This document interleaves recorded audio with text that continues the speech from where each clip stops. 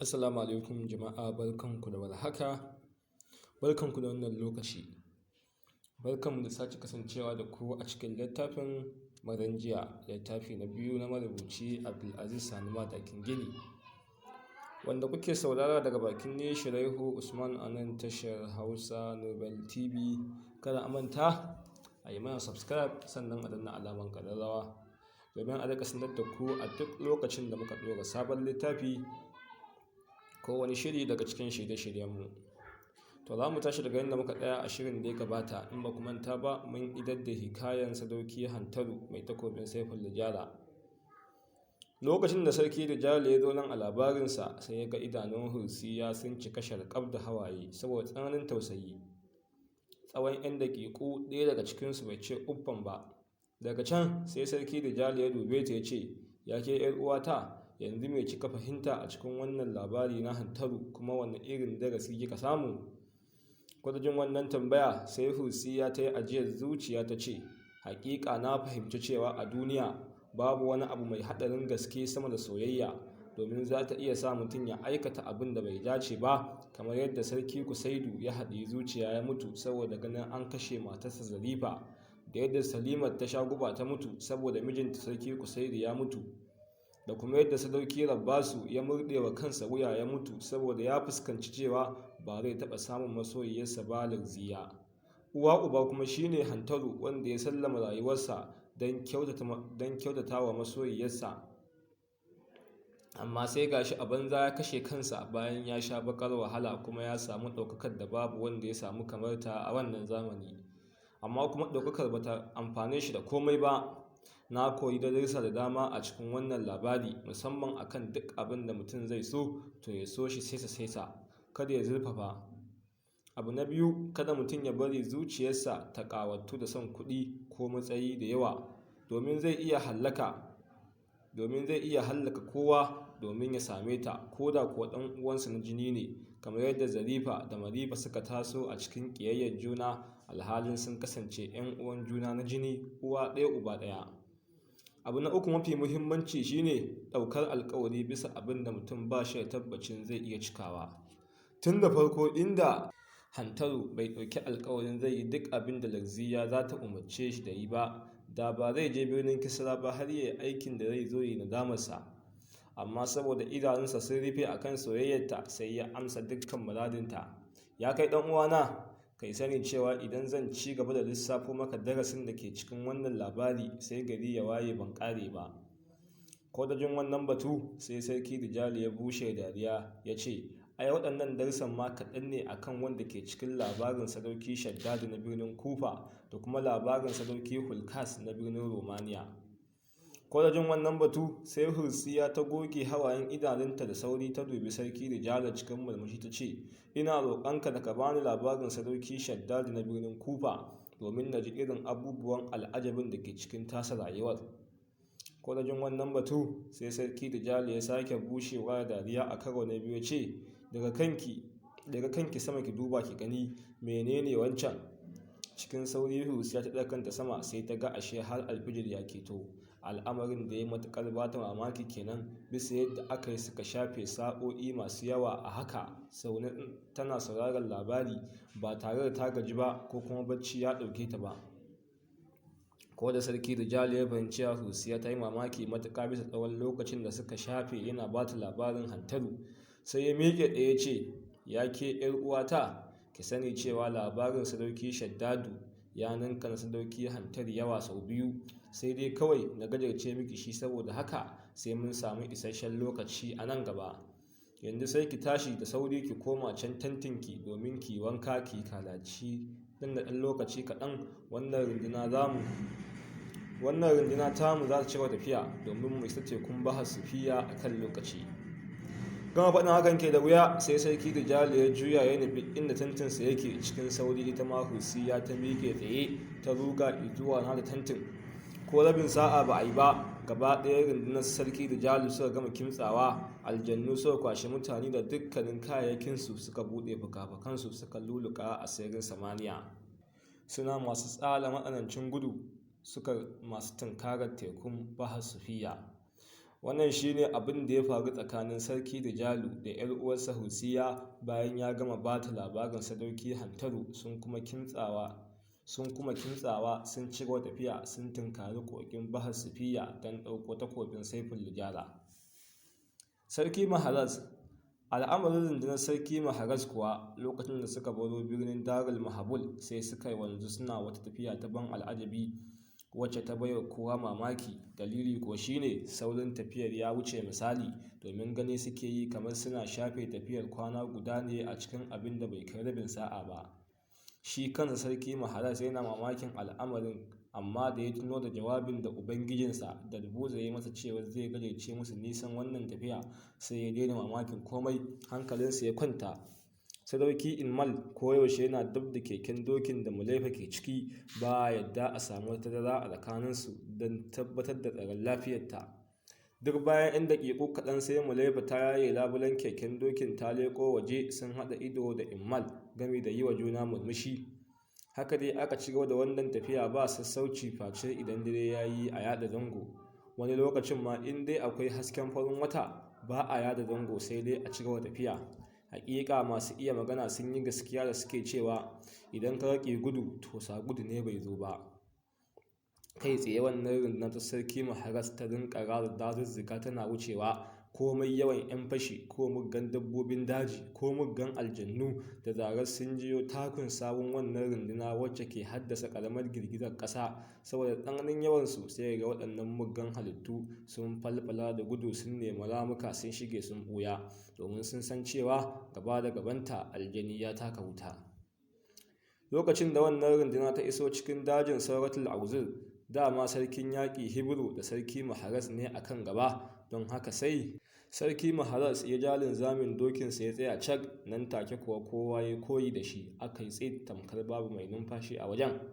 Sarki Maharaz ya shaƙi numfashi sannan ya dubi gabas da yamma, kudu da arewa, sannan ya ɗaga kansa sama ya sauke ya dubi ƙasa, kawai sai ya ajiyar zuciya ce, tabbas abokan gabarmu sun wuce ta cikin wannan daji kimanin kwana biyu da suka wuce, kuma sun fafata ƙazamin yaƙi da ɗaya daga cikin irin mugayen halittun da ke cikinsa. Ya ku jama'ata, ku yi sani cewa masifun da ke cikin wannan daji sun fi gaban tunanin bil'adama ko aljan, don haka ba lallai ba ne yawanmu, jaruntakarmu da ƙarfin sihirinmu ya kwace mu. Amma tun da har abokan gabanmu suka samu nasarar wucewa, lallai ina sa ran cewa mu ma za mu iya wucewa. Sai dai bai zama lallai ba dukkaninmu mu iya wucewa ba a raye, don haka sai kowa ya gyara ɗamararsa kuma ya yi iya ƙoƙarinsa domin ceton rayuwarsa. Ko da gama faɗin haka sai Sarki Maharaz ya dubi sarkin yaƙi Hibru ya ce, ya kai abokina, ai sai ka wuce kan gaba, domin a wannan dajin babu batun ƙarfin sihiri sai dai amfani da tsaguran ƙarfin damtse da hikima gami da basira. Da jin wannan batu sai Hibru ya yi murmushi sannan ya kwala wa Immal kira. Immal ya zaburi dokinsa ya nufi inda Hibru da sarki ke tsaye. Hibru ya dubi Immal ya ce, ina son ka kasance kusa da ni. Immal ya girgiza kai alamar cewa ya bi umarni. Nan take Hibru ya sakar wa dokinsa linzami ya wuce gaba. Cikin sauri Hibru ya take masa baya, sannan sarki da shauran jama'a. Ko da fara wannan tafiya a cikin dajin Sauratul Auzur, sai kowa hankalinsa ya tashi ganin irin yanayin dajin, yadda komai a cikinsa ya kasance a cikin siffar ban tsoro. Sannan kuma tun da suka fara tafiya a cikin dajin ba su ga halitta ko ɗaya ba, ko da kuwa ƙananan ƙwari ne da tsuntsaye, kuma ba sa jin sautin komai face sautin takun sawun dawakansu da raƙumansu. Sai da aka shafe sa'a guda ana tafiya ba a ga komai ba, kwatsam sai aka yi kicibis da gawar katuwar halittar nan wacce ta danne Sarki Rijalu. Aka rasa yadda za a yi a zaro shi daga ƙarƙashinta, har sai da tsoho Shirkaif ya zo da shawarar yadda za a yi a kubutar da shi. Ko da ganin wannan halitta sai aka yi cirko-cirko ana kallonta a cikin tsananin al'ajabi, bisa ganin tsananin girmanta da siffarta. Nan take Sarki Maharaz ya sauka daga kan dokinsa ya zo gaban halittar ya tsaya, kawai sai ya dafa gawar halittar da hannunsa na hagu, sannan ya rintse idanunsa. Nan fa ya rinka ganin duk abubuwan da suka faru tsakanin halittar da rundunar Sarki Rijalu, tun daga lokacin da suka fara artabo da halittar har izuwa lokacin da Sarki Rijalu ya samu nasarar kashe ta danne shi, kawai izuwa sa'ad da aka zaro shi da karkashin dabbar da ƙyar. Gama ganin wannan al'amari ke da wuya, sai sarki Maharaz ya buɗe idanunsa ya dubi Hibiru ya ce, a nan gaba kaɗan za mu iya haɗuwa da wata muguwar halittar mai kama da wannan. Idan har muka sami nasarar hallaka ta, ba za mu sake haɗuwa da komai ba har mu fice daga cikin wannan daji. Korajin wannan batu sai Hibiru ya girgiza kai, sannan ya zare takobinsa. Da ganin haka sai shi ma Immal ya zare tasa. Ganin haka ne ya sa gaba ɗayan shauran dakarun suka kama zare takubbansu. Ƙarar zare takubban nasa ya cika dajin gaba ɗaya, ya amsa kuwa ba tare da ɓata lokaci ba. Aka ci gaba da ratsa dajin. A wannan lokaci kowa ka duba sai ka ga ba a cikin nutsuwa yake ba, saboda fargaba da tsoron abin da zai iya haɗuwa da shi. Sai da aka sake shafi sa'a guda ana tafiyar, sannan kwatsam aka yi alba da wani garkeken dodo mai tsananin tsawo, faɗi da kauri. Saboda tsawon dodon ya ƙere gaba ɗayan bishiyoyi, duwatsu da tsaunukan da ke cikin dajin. Dodon na da kwalakwalen idanuwa jajaye kamar an gasa ɗan buɗa a cikin wuta, kuma girmansa ya kai na ƙwanjimina. Yana da wawa keken hanci tamkar an buɗe ƙofar gari, faɗin bakinsa kuwa da zurfinsa tamkar rijiya haƙar mutanen farko. Saboda faɗin dodon ya cika hanyar gaba ɗaya, babu ta inda za a iya wucewa face ta ƙarƙashin ƙafafunsa da ɗan yatsarsa da ya ɗan wara su. Gaba ɗayan jikin dodon a murɗe yake, kuma ƙwarin fatar jikinsa tamkar da dutse aka yi ta. Jikin nasa duka a lallaɓe yake da gashi, kuma wani irin gashi ne da shi mai tsawo da tsini, tamkar allurai ne aka lilliƙa. Ko dodon ya yi wani irin gurnani, sai gaba ɗayan mutane da aljanun rundunar suka firgice, suka ɗimauce. Da yawansu ba san sa'ad da suka saki makamansu ƙasa ba, suka juya da baya da gudu. Kai ba masu ba, hatta dawakai da raƙuma firgicewa suka yi, suka tarwatse, suka kama gudu a cikin dajin. Wasu a garin gudun ne ma suka ringa faɗawa cikin mugayen ramuka suna hallaka, wasu kuwa suka ringa faɗawa kan ƙayoyi da itatuwa suna cikewa. Waɗanda kuwa ba su samu damar guduwa ba, sai suka ringa zubewa ƙasa sumammu. Sarki Maharaz, Hibiru da Immal ne kaɗai ba su firgita ba, amma su ma sun tsorata da ganin wannan dodo, kuma sai aka rasa wanda zai ƙarasa inda dodon yake. Lokacin da dodon ya ga mutum uku rak a gabansa, tamkar an ajiye ƙadangaru a gaban mikiya, sai shi kansa ya cika da mamakinsu. Kawai sai ya tsaya yana kallon su, su ma suna kallonsa, jikinsu na tsuma. Gimbiya Mulaifa kuwa, lokacin da jama'a suka firgice, sai dawakan keken dokinta suka juya da baya da gudu a ɗimauce, suka nufi wani rami mai zurfin gaske. Mulaifa ta dinga ƙwalar ihu tana neman a taimaka mata, amma da yake iface ya yi yawa a wajen, babu wanda ya tuna da al'amarinta, tunda ta nafsi ake yi. Ai kuwa sai dawakan suka fada cikin wannan rami. Ƙarshen keken dokin kenan ya makale a jikin wani dutse mai gaba, daga sama ya kama reto. Tuna a wannan lokaci Gimbiya Mulaifa ta suma a cikin keken dokin da ke reto a sama, sakamakon tsananin razana da ta yi bisa ganin wannan rami mai zurfi da ta fada.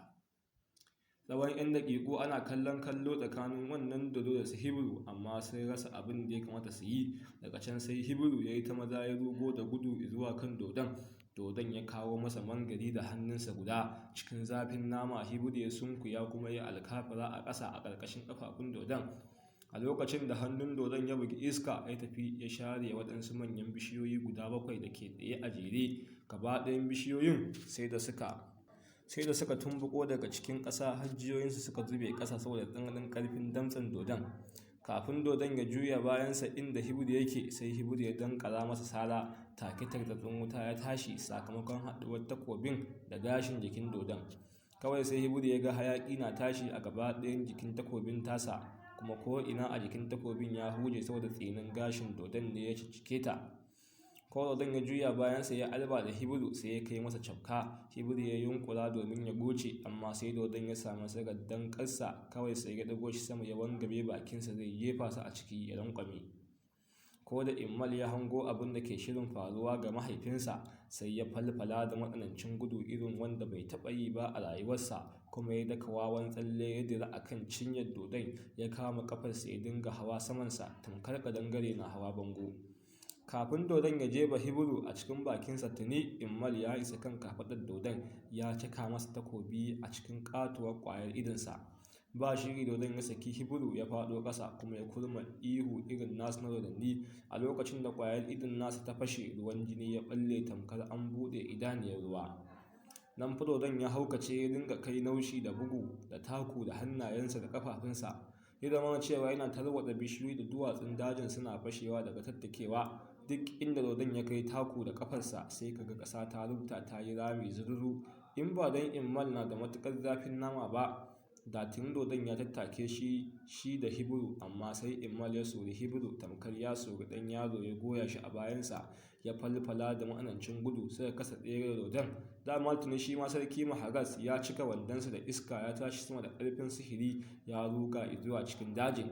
Immal ya cika da gudu iya ƙarfinsa, amma da ya waigo sai ya ga wannan dodo dab da shi. Babban abin da ya fi tayarwa da Immal hankali shine takun kafafun dodon bisa ƙasa suna haifar da girgizar ƙasa a dajin gaba ɗaya. Kafin Immal ya isa wurin ma sai ƙasar gabansu ta zabtare ta yi rami, sai ya daka wawan tsalle tsallake ramin. Shi ko dodon komai zurfin rami da faɗinsa da ya ɗaga ƙafarsa ɗaya sai ya shallake shi. Lokacin da Immal ya fara wannan gudu ne ya lura da halin da jama'ar suka shiga. Kawai sai Gimbiya Mulaifa ta faɗo masa a rai. Nan take Immal ya ji dukkan tsoro ya gushe daga cikin zuciyarsa. Kawai sai ya ga wannan gudun da yake yi ba shi da wani amfani, gwara ma ya tsaya a yi duk abin da za a yi. Ko da gama ayyana hakan sai Immal ya yi wa ƙafarsa birki, ya tsugunna ƙasa babu zato. Ai kuwa sai wannan dodo ya tsallake shi bai sani ba. Cikin tsananin zafin nama Immal ya yi jifa da Hibir can gefe ɗaya, sannan ya sake daka tsalle ya haye kan dodon, ya dinga gudu a kansa kamar yadda ya ɗazu domin ya isa kan kafaɗarsa. Yayin da dodon ya fahimci nufinsa sai ya dinga kai masa wawan duka da hannunsa. Shi kuwa Immal ya dinga tsalle yana gucewa da kaucewa, yana ta tsalle a kansa. Abin da ya baiwa Immal mamaki shine yadda wannan gashi na jikin dodon mai tsini kamar ƙayoyi bai soke shi ba. Abin da Immal bai sani ba shine akwai tsimin maganin kaifi da tsini a jikinsa, kuma tun yana jariri mahaifinsa Hibiru ya dinga shayar da shi wannan tsimi. Hibiru na zaune a ƙasa dirshan yana kallon wannan gumurzu da ake yi tsakanin dodo da Immal. Al'amarin da ya matuƙar bashi mamaki kenan, domin ya san cewa shi kansa ba zai iya wannan bajinta ba wacce Immal ke yi, domin zafin namansa ya wuce gaban kwatanci. A daidai wannan lokacin ne sarki Maharaz ya bayyana dab da Hibiru, shi ma ya zauna kusa da shi yana kallon abin da ke faruwa. Sai da aka shafe sa'a uku ana bakin gumurzu tsakanin wannan dodo da Immal. Babu irin kokarin da dodon bai yi ba akan ya make Immal ko ya damke shi da hannu, amma sai ya kasa, saboda tsalle-tsallen da Immal ya dinga yi a kansa tamkar ɗan biri a kan bishiya. Sai da Immal ya galabaitar da dodon sosai, sannan ya samu nasarar sake soke ɗaya idon ya fashe. Wannan karan da dodon ya wangame bakinsa ya kwarara ihu, sai da gaba ɗayan bishiyoyin dajin sai kakkarye suka zube ƙasa, kuma wani irin feshin wuta ne ya dinga fita daga bakinsa yana haddasa gobara. Al'amarin da ya dugunzuma hankalin sarki Maharaz kenan. Sai sarki Maharaz ya yi amfani da ƙarfin sihiri wajen kashe wutar. Lokacin da wannan dodo ya zama makaho, wato duk idanun nasa biyu, Immal ya fasa su, sai ya ƙara haukacewa, ya dinga duka da fatali da komai, wato ya riƙa yi ta kan mai uwa da wabi. Bai ƙyale duwatsu da bishiyoyin da suka farfaɗo ba ma. Nan da nan ya hautsina dajin gaba ɗaya. Ba shiri sarki Maharaz, Hibiru da Immal suka falfala da gudu suka bar inda dodon yake, su ma suna gudu suna waigan halin da dodon yake ciki. Sai ga suka yi ɗan nisa daga inda yake, sannan suka tsaya suna hangensa. Dodon bai daina tagagi da walagigi ba har sai bayan sa'a guda, sannan ya yanke jiki ya faɗi rikica kamar ƙaton tsauni ya faɗa cikin teku, domin sai ga dajin gaba ɗaya girgiza. Daga nan abin da ya faru sai sarkin yaƙi Hibiru ya cire kambun sarautarsa na sarkin yaƙi ya miƙa wa Immal ya ce, ya kai ɗana, haƙiƙa kai ne ka cancanci da wannan kambu, amma ba ni ba. Cikin matuƙar mamaki Immal ya dubi Hibiru ya ce, haba ya kai abbana, ya za a yi ɗora kamburka alhalin kana raye a doron ƙasa? Ba zan iya ba. Da jin haka sai sarki Maharaz ya karɓi kambun daga hannun Hibiru ya ɗaura wa Immal da kansa a damtsen hannunsa, ya dube shi cikin murmushi ya ce, tabbas mahaifinka ya yi gaskiya, kai ne ka fi cancanta da wannan kambu. Ya kai Immal, kai sani cewa ko a cikin tarihin sadaukan da zamaninsu ya gushe, ba a taɓa samun sadauki mai ƙarancin shekaru irin naka da ya yi irin wannan bajinta ba. Gama faɗin hakan ke da wuya sai ga waɗansu dakarun sarki su rugo gare su da gudu a ƙasa suna haki, da isowarsu sai suka zube ƙasa. Ɗayansu ya buɗe baki da ƙyar ya ambaci sunan Gimbiya Mulaifa, yana mai nuni da hannunsa zuwa ga hanyar da suka fito. Kafin kowa ya ce wani abu, tuni Immal ya falfala da azababben gudu ya bi hanyar da aka nuna masa. Yana cikin gudun ne ya hango keken dokin Gimbiya Mulaifa a saman wannan rami mai zurfi. Keken dokin na reto saura ƙirsa suɓuce zuwa ƙasa.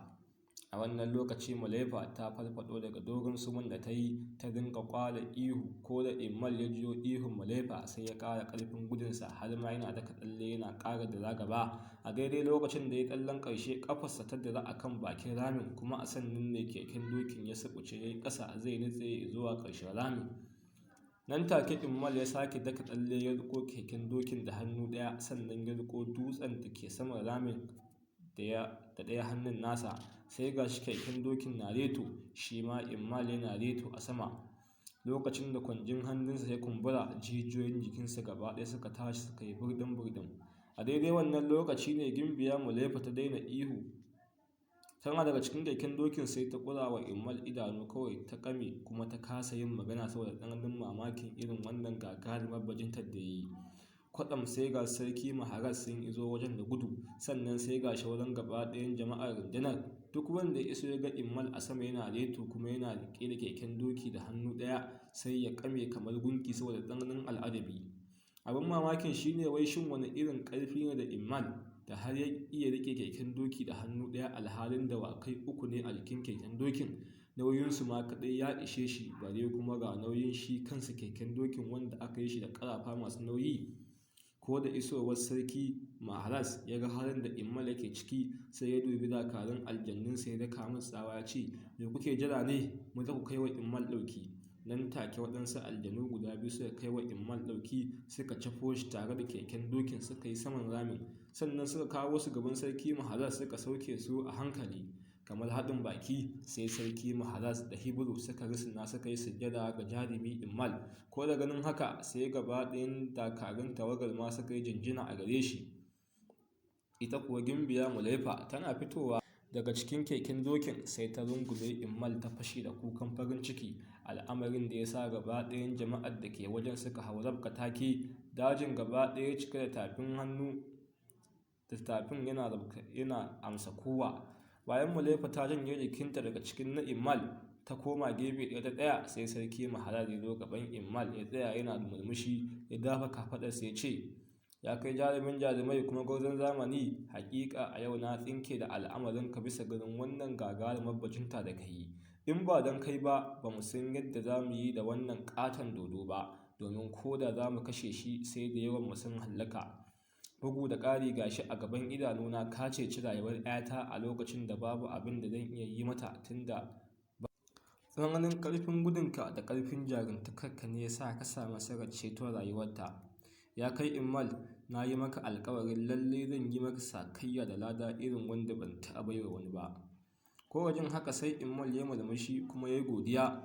Nan dai sarki ya ba da umarni aka shiga ɗebo mutane da aljanu, waɗanda suka mutu da waɗanda suka raunana aka binne na binnewa, waɗanda za a yi wa magani aka yi musu magani. Sai da aka kwana a wajen, sannan da sassafe aka tashi aka kimtsa aka cire tafiya. Wannan karan sai sarki Maharaz suka ga tafiyar tasu ta ƙara sauri ainin, domin dawakansu da raƙumansu suna yin wani irin azababben gudu ne na ban mamaki. Suna gifta dazuzzuka tamkar giftawar tauraruwa mai wutsiya.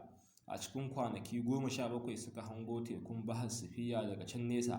Tun daga nesan suka ga waɗansu ƙwari ƙanana baƙaƙe sun cika sararin samaniya da kan tekun, tamkar babu komai a wajen sai su.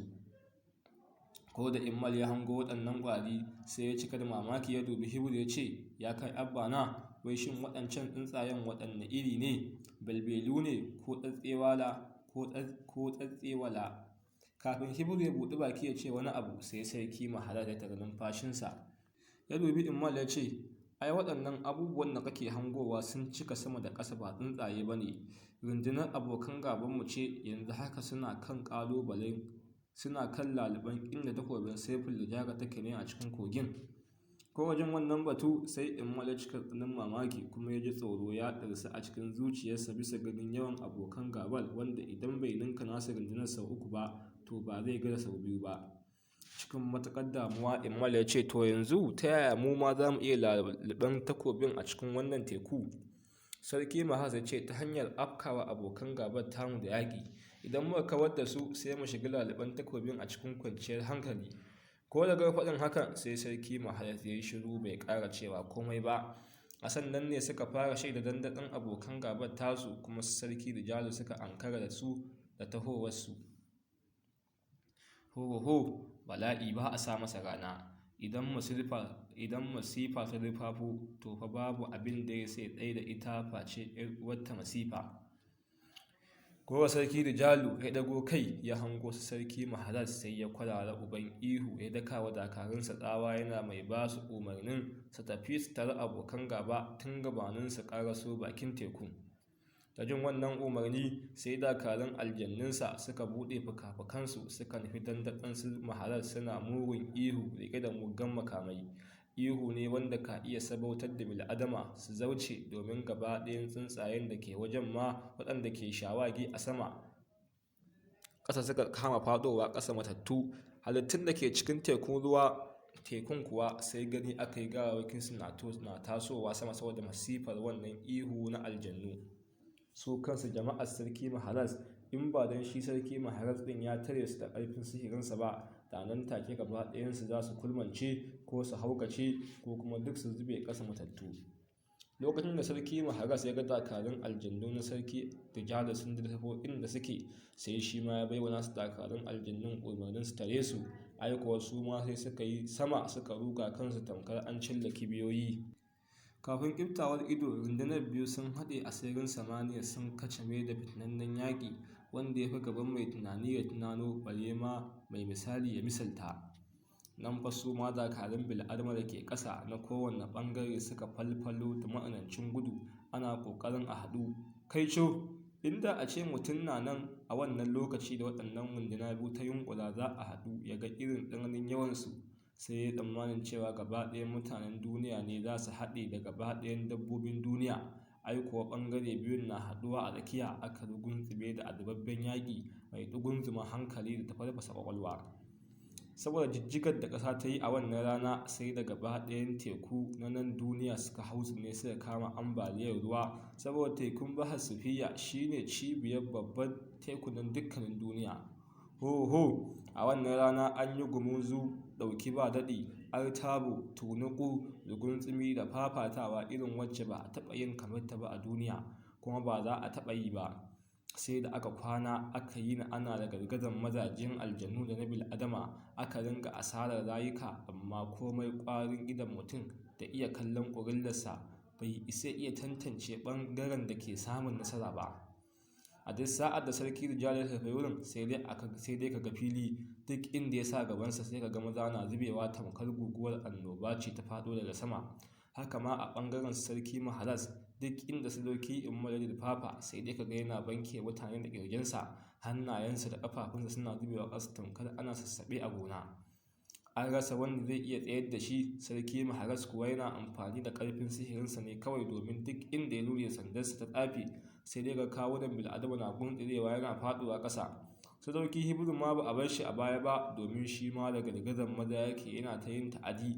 A ɓangaren Sarki Rijalu ma akwai waɗansu da kwakwaran mayaƙansa guda biyu waɗanda ake kira Matinu da Ratiju, waɗanda su ma sun addabi jama'ar Sarki Mahaz, don duk inda suka sa gabansu sai dai ka ga maza na ratattakewa. Lokacin da Matinu da Ratiju suka hango irin mummunan ɓarnar da Sarki Mahaz da Hibiru ke yi wa jama'arsu, sai suka yi kukan kura suka ruga gare su, aka rugunzume da wani masifaffen yakin. Matinu ya tari Sarki Mahaz, shi kuwa Ratiju sai ya tari Hibiru.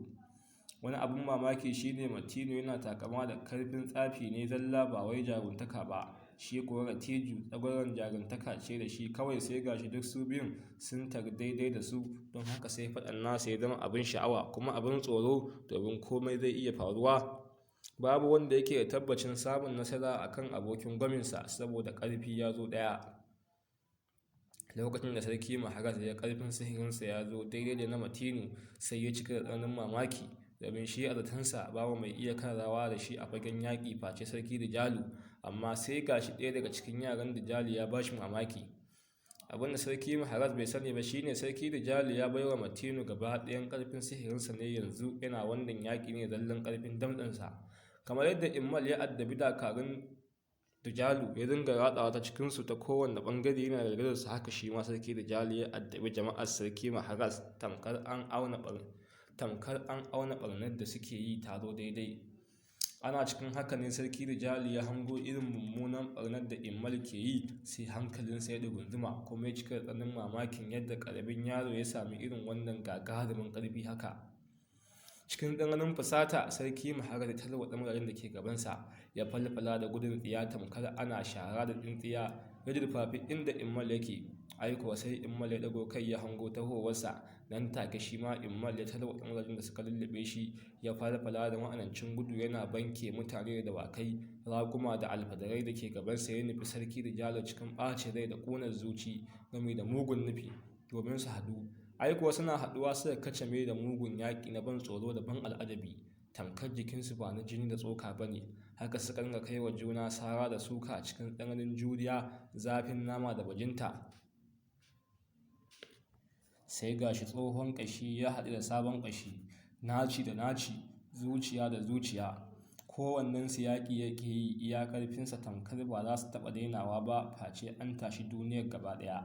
Haka dai aka cire da wannan masifaffen yaƙi har sai da rana ta faɗi gari ya soma duhu. Kai saboda bala'in attaban da ake yi a sama da ƙasa, wato aljannu na yi mutane na yi, sai da wata irin gagarumar tsawa da walƙiya suka addabi kowa. Tartatsin wuta ko ya dinga fantsama yana haddasa gobara har a cikin tekun. Babu wani ɓangare da ke shirin ja da baya a yaƙin. Mutane da aljanu suka dinga zabga gumi, yunwa da gishirwa ta addabi kowa. Gashi dai an zo da guzurin abinci kuma ga ruwan teku ana gani, amma sai ci da sha gagari kowa saboda bala'in da ake ciki da mugun tashin hankalin da ake fuskanta. Ba shiri don dole kowanne ɓangare suka busa ƙahon janye yaƙin, domin tsananin duhu da hayaƙin wuta ya sa ba a shaida juna, har ta kai cewa idanu sun rufe, mutane sun fara yaƙar 'yan uwansu ma ba su sani ba. Ko da jin sautin ƙahon na kowanne ɓangare, sai duk aka ja da baya aka daina yaƙin, tamkar ɗaukewar ruwan sama a lokaci guda. A sannan ne matsafa suka samar da hasken tsafi, kowa ya iya ganin komai. Kaico, haƙiƙa masifa! Da bayyanar wannan haske sai ga gawarwakin mutane da aljannu zube a ƙasa a ko'ina. Wututu, babu inda mutum zai iya takawa da ƙafarsa face ya taka gawa. Kai har a kan ruwan tekun gawarwaki ne birjik, babu adadi kuma babu kyan gani. Jini kuwa gashi yana ta gudu da mulala a kan ƙasa, har ya jirkita tekun ruwan gaba ɗaya, yana neman rine shi. Komai kallon ƙurillar mutum bai isa ya tantance ɓangaren da aka fi wa ɓarna ba. A gaba ɗaya mutanen da ke filin wannan yaƙi, walau na mutane ko na aljannu, babu mahalukin da ba shi da raunuka a jikinsa, hatta manyan baradan kuwa, wato sarki Dijalu da su Imnal.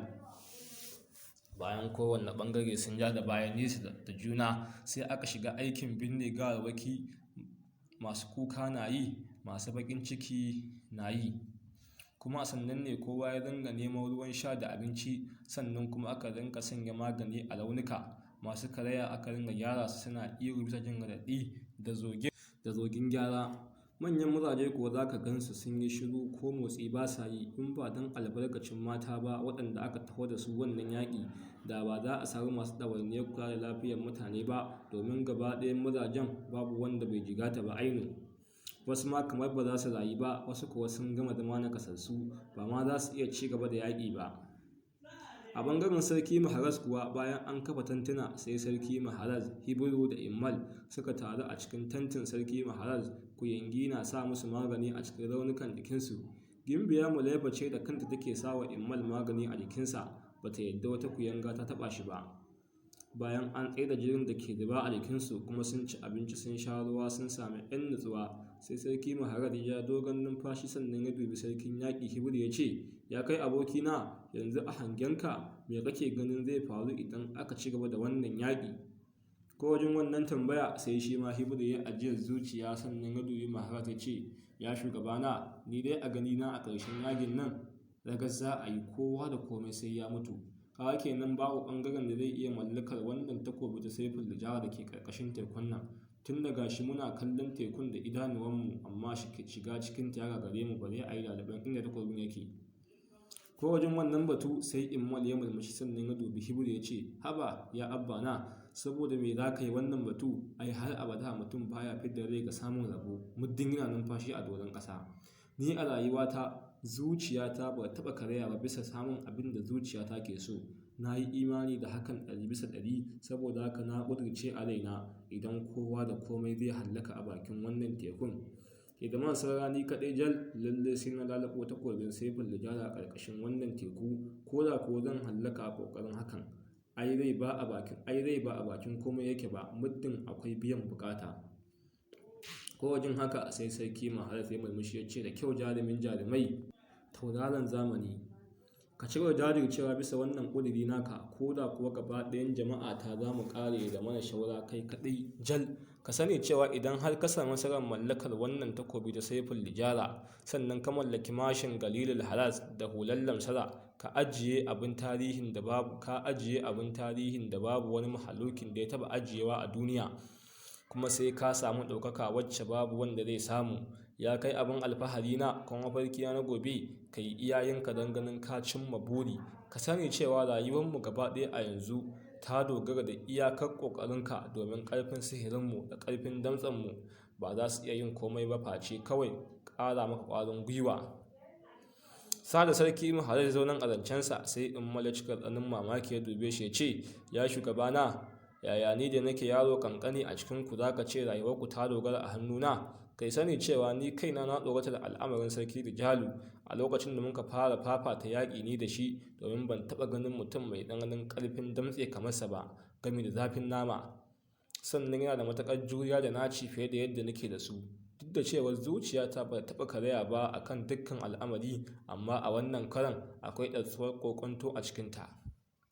Sa'ad da sarki Maharaz ya ji wannan batu na Immal, sai ya bushe da dariya, sannan ya dubi ‘yarsa Mulefa, kuma ya dubi Immal ya ce, ai kuwa idan har na yi tsawon rai a wannan yaƙi, sadakin aurenka na ‘yata Mulefa shine samun nasararka a kan ɗauko takobin Saiful Lijara a cikin ƙarƙashin wannan teku.